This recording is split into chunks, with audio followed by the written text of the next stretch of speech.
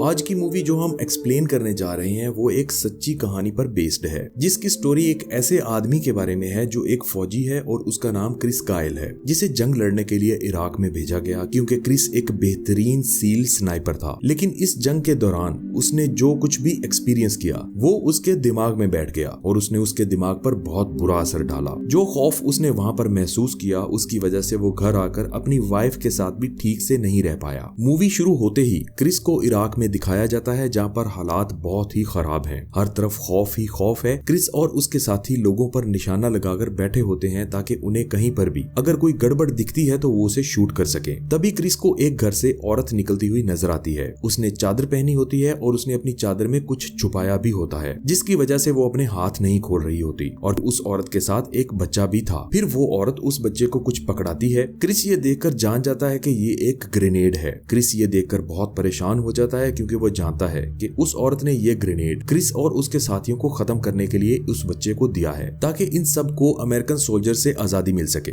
Chris उन सब soldiers में से अलग था और उसके दिल में रहम था और जब भी वो किसी को शूट करने लगता था तो उसके हाथ कांपने लगते थे और उसका दिल इस बात की इजाजत नहीं देता था। लेकिन अपने मुल्क और ऑर्डर्स की वजह से क्रिस को ऐसा करना पड़ता था और अब यहाँ भी उसने बच्चे को शूट करना था, वरना ये सब खुद मारे जाते। क्रिस उस बच्चे को शूट कर देता है और यहाँ से कहानी जाती है फ्लैशबैक में, जहाँ पर क्रिस एक छोटा बच्चा था और वो अपने बाप के साथ शिकार करने के लिए जंगल जाता है, जहाँ पर उसका बाप उसको हिरन का शिकार सिखाता है। क्रिस हिरन का निशाना बहुत अच्छे से लगाता है और हिरन का शिकार कर लेता है। फिर कुछ साल बाद का सीन दिखाया जाता है कि काफी साल गुजर चुके हैं और क्रिस बड़ा हो चुका है और अब वो एक काउबॉय है। क्रिस को अपने प्रोफेशन में काफी इंटरेस्ट होता है। एक दिन जब वो घर जल्दी वापस जाता है तो वो देखता है कि उसकी गर्लफ्रेंड घर पर किसी और के साथ सो रही है। इस बात पर क्रिस को बहुत दुख होता है और वो अपनी गर्लफ्रेंड को अपने घर जाने के लिए कहता है। फिर वो अपने भाई से मिलता है और उसके साथ टीवी देखने लगता है। क्रिस को न्यूज से पता चलता है कि यूएसए एम्बेसी पर कुछ अटैक हुए हैं जिससे उसे काफी कुछ फेस करना पड़ा है और यही वो वक्त था जब क्रिस के दिल में ये बात आती है कि वो अपने मुल्क यानी यूएसए के लिए खुद को सर्व करेगा और एक अच्छा फौजी बनेगा। वो आर्मी में इंटरव्यू देने के लिए जाता है और लकीली सिलेक्ट भी हो जाता है। फिर उसकी ट्रेनिंग शुरू हो जाती है जो काफी सख्त होती है। ट्रेनिंग करने के बाद क्रिस इस काबिल हो जाता है कि वो खुद को एक अच्छा आर्मी ऑफिसर कह सके।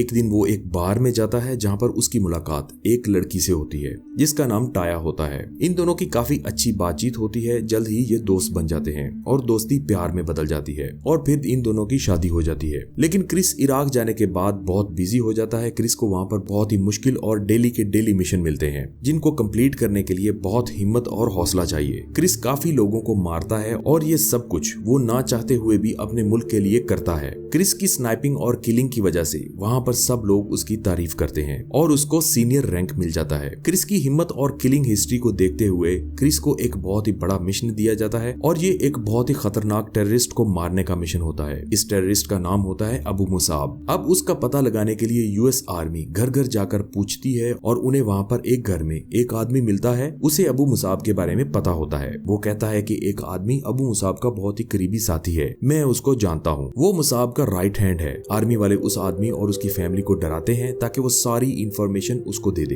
वो आदमी अपनी फैमिली की जान बचाने के लिए सारी इंफॉर्मेशन यूएसए आर्मी को दे देता है और जब ये बात अबू मुसाब के राइट हैंड को पता चलती है तो वो उस आदमी के बेटे को पकड़ लेता है और अपना बदला लेने के लिए वो उस आदमी के सामने ही उसके बेटे को जमीन पर गिरा देता है और ड्रिल मशीन ऑन करता है और उस बच्चे के सर में घुसा देता है। ये एक बहुत ही दर्दनाक सीन होता है। बाप बेटे को इस हालत में देखता है और जोर जोर से चिल्लाने लगता है। वो आगे बढ़ता है लेकिन वो लोग उस आदमी को भी फायर करके मार देते हैं। क्रिस दूर से फायरिंग करता है ताकि उनका ध्यान पटा सके और बच्चे को बचा सके, लेकिन वो लोग क्रिस पर भी गोलियां चला देते हैं जिसकी वजह से क्रिस बच्चे को बचाने में नाकाम रहता है। वो सब कुछ देखकर बहुत हैरान होता है। उसका दिमाग ये सब कुछ एक्सेप्ट करने के लिए बिल्कुल भी तैयार नहीं होता कि कैसे एक इंसान दूसरे इंसान पर इतना जुल्म कर सकता है। कुछ दिनों बाद क्रिस को खबर मिलती है कि वो बाप बन गया है। इसके बाद क्रिस को छुट्टी मिलती है और वो घर आ जाता है। घर आकर भी वो इराक के हालात की खबर न्यूज से लेता रहता है। इसकी वाइफ टाया उसे कहती है कि आप हमेशा सोच में गुम रहते हैं। पहले आपकी जिंदगी में सिर्फ मैं थी, मैंने आपके बगैर गुजारा कर लिया, लेकिन अब हमारा बच्चा इस दुनिया में आ चुका है, इसलिए हम दोनों को आपकी जरूरत है। क्रिस को भी इस बात का एहसास होता है, लेकिन जितना बुरा वक्त वो इराक के हालात में गुजार चुका था, इसके लिए नए तरीके से जिंदगी गुजारना काफी मुश्किल था। इसी वजह से उसकी फैमिली और मैरिड लाइफ डिस्टर्ब होने लगती है। कुछ ही दिन के बाद क्रिस की छुट्टियां खत्म हो जाती हैं और अब क्रिस को वापस इराक जाना था। हेलीकॉप्टर में बैठकर देखकर क्रिस इराक आ जाता है। इराक पहुंचकर उसे पता चलता है कि उसकी सबसे ज्यादा किलिंग्स की वजह से लोग उसके पीछे हैं, जिसमें अबू मुसाब और उसका राइट हैंड टॉप लिस्ट में है। इसी दौरान सर्च ऑपरेशन होने लगते हैं। यूएस आर्मी जगह जगह पर अबू मुसाब और उसके राइट हैंड को ढूंढने लगती है, घर घर जाकर तलाशी लेती है। हर तरफ जंग वाला खौफ फैला होता है। एक दिन वो एक घर में पहुंचते हैं जहां पर तलाशी के दौरान उन्हें काफी ज्यादा हथियार मिलते हैं, यानी कि इस फैमिली का आदमी भी टेररिस्ट के साथ मिला होता है, जिससे पूछने पर उन्हें पता चलता है कि अबू मुसाब का वो साथी उसके घर के सामने ही रहता है। आर्मी वाले सब तैयार हो जाते हैं कि वो इस घर में जाकर अबू मुसाब के राइट हैंड को खत्म कर देंगे। वहां पहुंचते ही वो लोग आर्मी वालों पर फायरिंग शुरू कर देते हैं और इसी दौरान अबू मुसाब के राइट हैंड की मौत हो जाती है। ये उनके लिए एक बहुत बड़ी अचीवमेंट थी, क्योंकि 2 टेररिस्ट में से एक को मार चुके थे। यहाँ पर आर्मी को आए हुए काफी महीने हो चुके थे। क्रिस अपनी फैमिली को मिस करता था, लेकिन इतने टफ माहौल में अपने घर वापस बार बार नहीं जा सकता था। जंग में टाइम गुजार गुजार कर क्रिस की मेंटल हेल्थ अब पहले की तरह नहीं रही थी।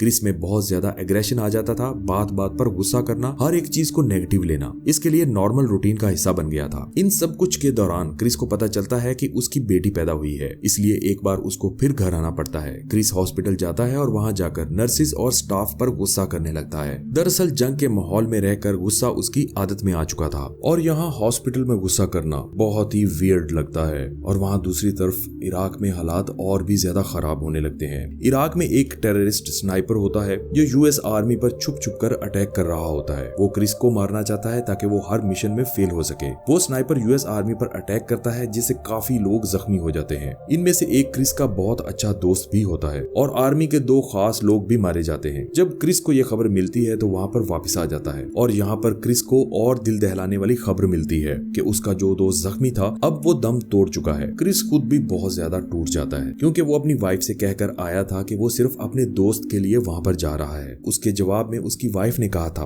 कि आपके लिए आपकी फैमिली जरूरी नहीं है, इसलिए आप अब वहीं रहें और अगर आप वापस आए भी तो शायद हमें वापस ना पाएं। इसके बाद क्रिस को एक और मिशन के लिए तैयार किया जाता है, जो कि उस स्नाइपर को मारने के लिए होता है। क्रिस उस स्नाइपर को भी मार देता है और यहाँ पर यूएस आर्मी की एक बार फिर से उसकी वजह से जीत हो जाती है। फिर अबू मुसाब को खबर मिलती है कि क्रिस यहीं पर कहीं आसपास है और वो क्रिस को और यूएस आर्मी को मारना चाहते हैं, इसलिए वो क्रिस को ट्रेस करने लगते हैं। यूएस आर्मी वहाँ पर निकल रही होती है तो वहीं पर अबू मुसाब और उसके लोग एक जाल बिछा लेते हैं और यहाँ पर एक रेत का तूफान भी आ जाता है, जिसकी वजह से यूएस आर्मी को कुछ भी नजर नहीं आ रहा होता। वो मदद के लिए कॉल भी करते हैं, लेकिन उस वक्त कुछ भी मुमकिन नहीं था। क्रिस उस वक्त बहुत ज्यादा इमोशनल हो जाता है और वो अपने घर कॉल करता है, अपनी वाइफ से बात करता है और रोने लगता है। क्रिस कहता है कि मैं तुमसे मिलना चाहता हूँ, मैं आखिरी सांस तक कोशिश करूंगा कि मैं तुम तक और अपने बच्चों तक पहुंच सकूं। यहाँ पर रेत के तूफान से घबराने की वजह से यूएस आर्मी डिसाइड करती है कि वो रेत के तूफान से बने पर्दे का फायदा उठाएंगे और यहाँ से निकल जाएंगे। लेकिन रास्ते में क्रिस को गोली लग जाती है, लेकिन क्रिस फिर भी हिम्मत नहीं हारता और आखिर में ये सब लोग एक सेफ जगह पर पहुंच जाते हैं। क्रिस को वहां से वापस घर ले जाया जाता है और उसकी वाइफ उसे देखकर बहुत ही खुश होती है, लेकिन क्रिस काफी खामोश रहता है। वो हमेशा की तरह किसी सोच में गुम रहता है। उसकी वाइफ उसके इस बिहेवियर से काफी परेशान रहती है। वो क्रिस को मेंटल हेल्थ कंसल्टेंट के पास भी ले जाती है। यहाँ पर पता चलता है कि क्रिस की खामोशी के पीछे उसके रेग्रेट्स और पछतावे हैं कि उसने इतने सारे लोगों को मारा, उसने गलती की, वो लोग मरना डिजर्व नहीं करते थे। वो डॉक्टर क्रिस को हिम्मत देता है और कहता है, क्रिस तुम एक आर्मी पर्सन हो,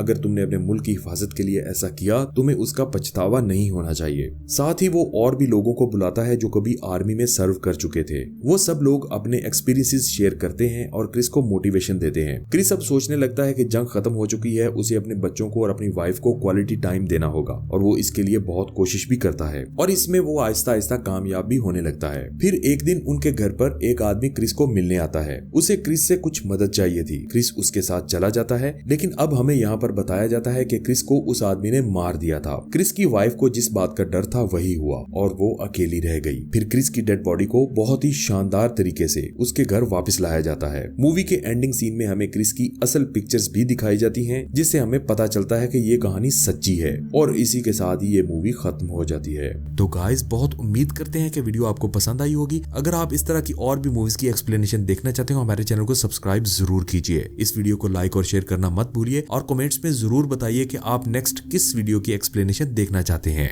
सो सी यू अगेन, गुड बाय।